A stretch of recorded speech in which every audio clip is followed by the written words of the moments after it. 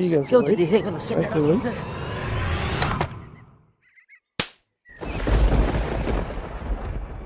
কানা নাকি চোখে দেখিস না? আব্বু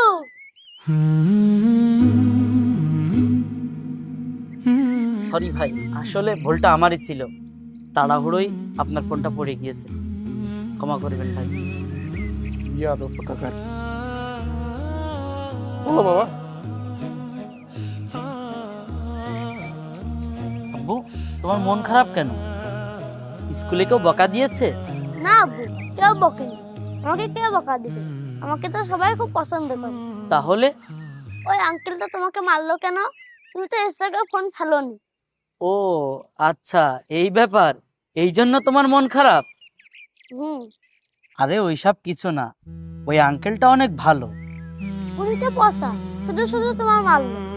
ধুর বোকা, ওই আঙ্কেলটাও অনেক ভালো, কিন্তু সে রাগের মাথায় আমাকে একটা চড় মেরে দিয়েছে। দেখো, পরের বার দেখা হলে সে আমাকে সরি বলে নেবে। এবার একটু হাসো তো বাবা, তোমাকে এমন মুখ বেজার দেখলে মানায়? আচ্ছা বলো তো আব্বু, ওই আঙ্কেলের ঘটনা থেকে কি শিখলে বলতে পারবে? হ্যাঁ পারবো। ওই আঙ্কেলের ঘটনা থেকে শিখলাম আমাদের সবসময় মাথা ঠান্ডা করে সিদ্ধান্ত নিতে হবে। এই তো ভেরি গুড বাবা, তোমাকে চকলেট কিনে দেব, আসো।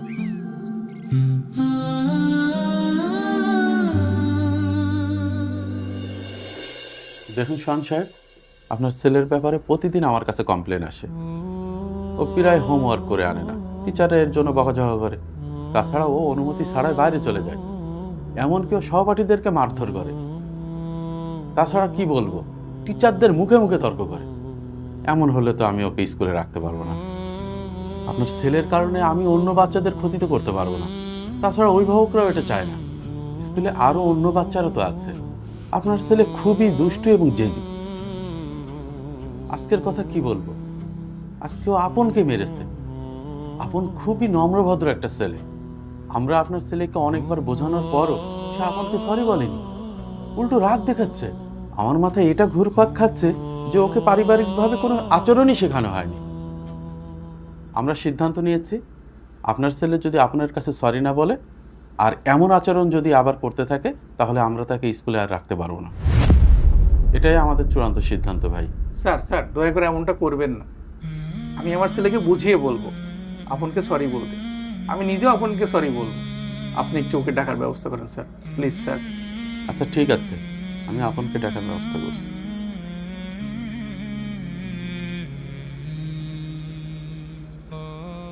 আরে স্যার, আপনকে আমার রুমে পাঠিয়ে দিন।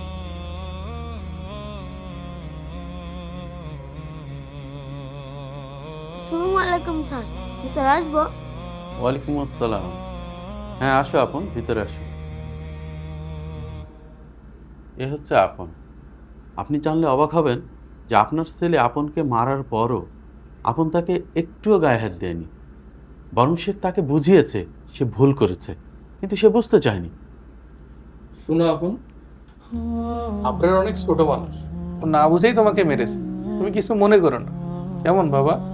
না না ভালো আঙ্কেল, আমি কিছু মনে করিনি। আব্বু বলেছেন আমরা যখন ছোটখাটো বিষয় নিয়ে রেগে যাই তখন বড় ক্ষতি হয়ে যায়। তাই আমাদের উচিত সবসময় মাথা ঠান্ডা করে সিদ্ধান্ত নেওয়া। ভালো আঙ্কেল, তুমি কি আমাকে চিনো? হ্যাঁ আমি আপনাকে চিনি। আপনি না সেই আঙ্কেল যে অল্পতে রেগে যায়? আপনি তো আমার আব্বুকে চড় মেরেছিলেন।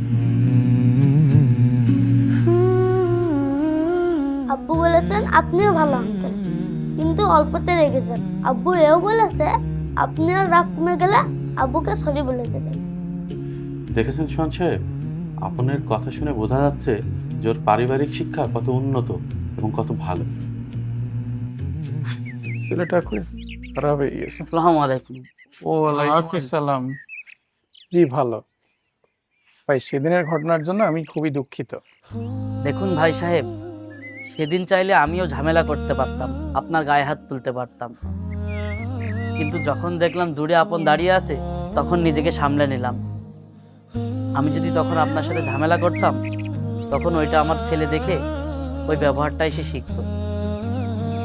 কারণ আমরা বাবা মা সন্তানের সামনে যেমন আচরণ করি তা দেখে সন্তান তাই শেখে।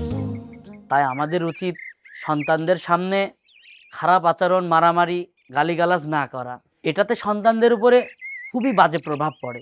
দেখুন ভাই সাহেব, সেদিনের ঘটনার জন্য আমি এক্সট্রিমলি সরি। আমি খুবই লজ্জিত, আমাকে মাফ করবেন প্লিজ। আরে না না, আপনাকে মাপ চাইতে হবে না। আপনি আপনার ভুল বুঝতে পেরেছেন, এটাই অনেক কিছু। ভালো থাকবেন। তুমিও ভালো থাকবেন।